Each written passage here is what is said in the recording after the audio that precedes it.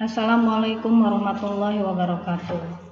Ya, selamat pagi. Semoga kita semua selalu berada dalam kondisi yang sehat walafiat hingga saat ini. Ya, baik ya. Untuk kelas 11 kita akan lanjutkan kembali pembelajaran kimianya. Ya, kita akan berlanjut kepada bab baru, yaitu bab 3 mengenai termokimia. Dalam termokimia ini kita akan mempelajari 3 hal, ya. Yang pertama perubahan kalor, yang kedua perubahan entalpi standar, ya. Yang ketiga penentuan perubahan entalpi reaksi. Nah, pada hari ini Ibu hanya akan membahas atau menyampaikan materi mengenai perubahan kalor reaksi kimia, ya. Bertahap ya. Baik, nah di sini ada contoh ya. Contoh Cold-Pack. Ya, ini adalah kompres instan Cold-Pack, merupakan penerapan sekaligus pemanfaatan reaksi termokimia dalam kehidupan sehari-hari. Jadi kalau kita demam sangat tinggi ya. Nah, di sini sudah ada alat untuk kompres yang instan ya, jadi gampang tinggal ditempel saja di kepala ya, dikasih air dingin atau panas, kemudian tinggal ditempelkan pada bagian yang sakit atau demam. Nah, kemudian kita pahami terlebih dahulu ya, apakah termokimia itu ya. Termokimia adalah cabang ilmu kimia yang mempelajari perubahan kalor atau energi yang menyertai suatu reaksi, baik reaksi kimia, baik yang diserap maupun dilepaskan. Ya. Nah, energi dapat mengalami perpindahan dari sistem ke lingkungan atau sebaliknya. Nah, di sini ada gambar ya. Ada gambar ya, di sini suatu zat dalam kondisi panas dia akan berpindah ke lingkungan yang hangat atau panas. Demikian pula suatu zat ini dapat berpindah dari lingkungan yang panas ke yang dingin. Nah, inilah yang disebut dengan interaksi sistem dan lingkungan.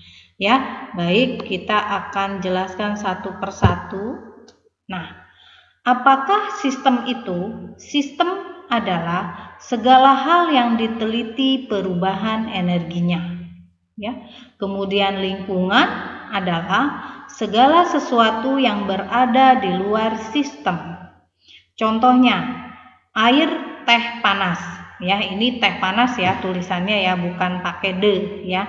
Nah, air teh panas ini disebut dengan sistem. Dan air teh panas dalam gelas ya, di mana gelasnya ini berupa lingkungan ya, dikatakan lingkungan ya. Baik, nah kita lanjutkan ke berikutnya ya, bagaimanakah interaksi sistem dan lingkungan. Nah, di sini terdapat sistem terbuka, sistem tertutup, dan sistem terisolasi. Nah, di sini ada penjelasannya ya. Nah, di sini ada tabung reaksi ya. Tabung reaksi ini kita biarkan saja terbuka ya di udara ya. Maka terjadilah apakah yang terjadi? Ya, nah, satu-satu akan dijelaskan. Nah, di sini ada sistem tertutup di mana tabung reaksi ini ditutup bagian atasnya dengan gambus. Ya, di dalamnya ini terdapat air. Nah, kemudian ini sistem terisolasi. Jadi tabung reaksi yang setelah ditutup dengan gabus dimasukkan kembali dalam wadah. Jadi dia terisolasi atau tersekat oleh media yang di luar.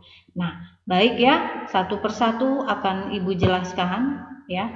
Berdasarkan interaksi dengan lingkungan sistem ya, dibagi menjadi 3 bagian. Yang pertama, sistem terbuka. Nah, pada sistem terbuka memungkinkan terjadinya pertukaran kalor dan materi antara sistem dan lingkungan. Nah, ini kita bisa lihat ya. Pada sistem terbuka ini ada gambarnya. Jadi dimungkinkan sekali terjadinya pertukaran kalor dan materi antara sistem dan lingkungan karena dia dibiarkan secara terbuka, ya. Nah, kemudian di sini ada sistem tertutup. Apakah definisinya, penjelasannya? Sistem tertutup memungkinkan terjadinya pertukaran kalor antara sistem dan lingkungan, tetapi tidak terjadi pertukaran materi. Contohnya, batu kapur dan air dalam Erlenmeyer tertutup. Nah, ini digambarkan dengan ini tabung reaksi ya. Erlenmeyer juga bisa. Nah, ini dalam tabung yang ditutup, tertutup. Nah, baik, kemudian yang terakhir ya. Ini yang terakhir, ini gambarnya sistem terisolasi ya. Nah, bagaimana dengan sistem terisolasi? Ya, pada sistem terisolasi atau tersekat tidak mungkin terjadi pertukaran kalor dan materi antara sistem dan lingkungan. Contohnya air dalam termos ya, itu yang sangat sering kita jumpai dalam kehidupan sehari-hari. Ya. Contohnya sistem terbuka, misalnya kamu pagi-pagi minum susu atau teh manis ya. Pada kondisi awal suhunya pasti panas, tapi saat kamu biarkan di udara terbuka tanpa ditutup, maka akan terjadi pertukaran kalor. Kalor itu apa sih? Ya, panas. Kalor itu adalah panas. Maka akan terjadi pertukaran kalor dan materi antara sistem dan lingkungan. Sistemnya apa? Sistemnya itu adalah air tehnya atau susunya.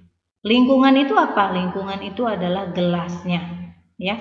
Kemudian pada sistem tertutup juga sama, ya. Contoh lagi pada sistem terisolasi, ya. Nah, air dalam termos, ya. Jika karena dia tersekat, jadi tidak mungkin terjadi pertukaran kalor, ya, dan materi antara sistem dan lingkungan. Tapi kalau misalnya, ya, air termos itu dibiarkan 1 minggu atau 4 hari, maka suhunya pun akan terjadi penurunan.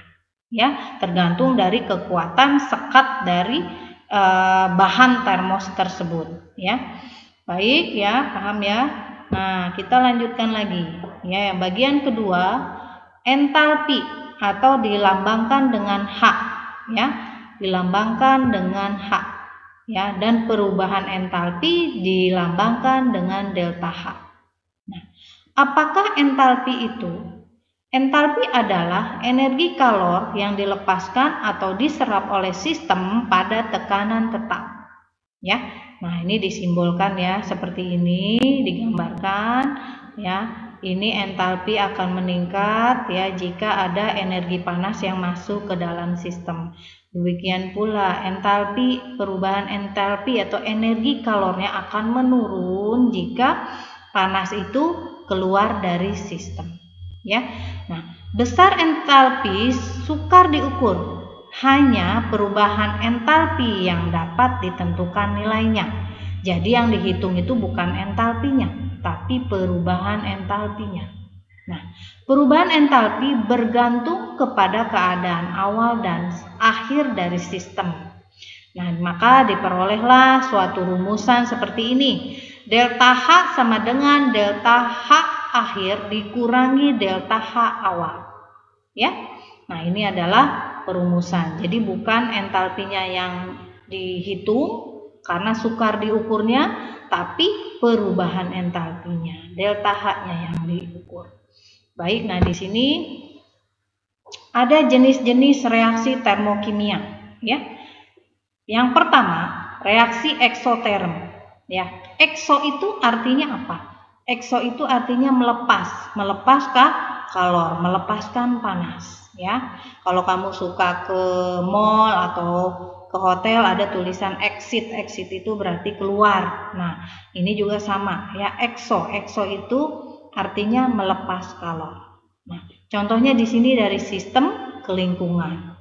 Ya, sistem delta H-nya negatif. Maka setelah berpindah ke lingkungan energinya, maka suhunya akan naik. Suhu lingkungan ini akan naik. Ya.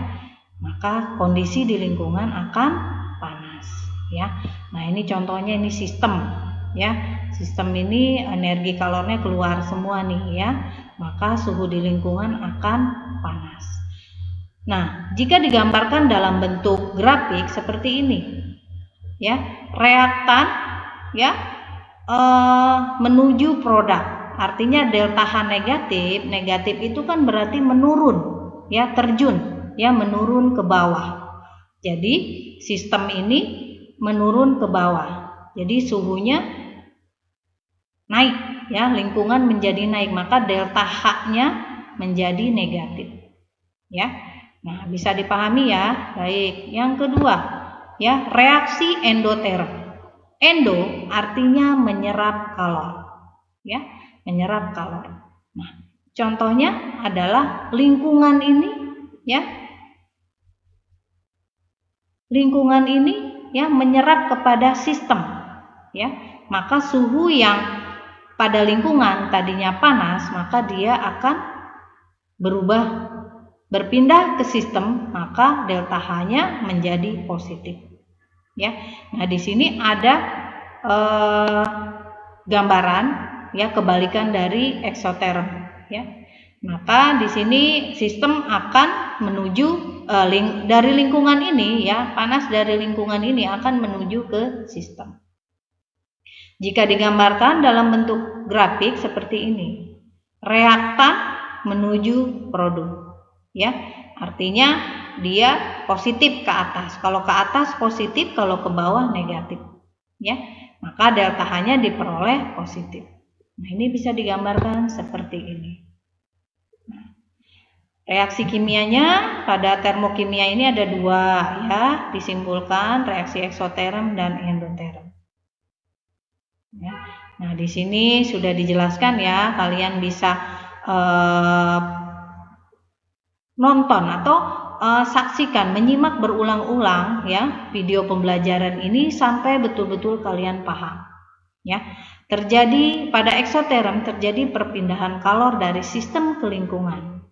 Maka delta H reaksi lebih kecil delta H bereaksi, ya. Hasil reaksi ini disebut produk, ya. Kemudian pereaksi disebut reaktan, ya. Maka gambarnya seperti ini, ya. Nah, delta H-nya lebih kecil dari 0 karena dia menuju ke bawah negatif. Nah, kemudian suhunya, ya, suhu pada T2 itu lebih besar dari T1. Ya. Nah, contohnya pada fermentasi glukosa. Kemudian reaksi endoterm, ya. Terjadi perpindahan kalor dari lingkungan ke sistem. Ya, seperti yang Ibu jelaskan tadi. Nah, ini Ibu buat dalam bentuk yang sangat rapih, ya. Nah, di mana yang kedua, delta H reaksi atau delta H hasil reaksi atau produk itu lebih besar dari delta H bereaksi. Maka diperolehlah delta H-nya lebih besar dari 0, maka dia positif. Jika digambarkan seperti ini, reaktan menuju produk, maka delta H-nya positif.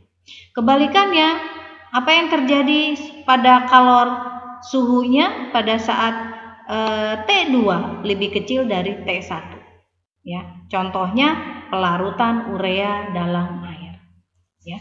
Baik, ya, demikian materi yang disampaikan pada hari ini mengenai termokimia, ya, dengan subbabnya yang kita bahas hari ini mengenai perubahan kalor reaksi kimia, ya.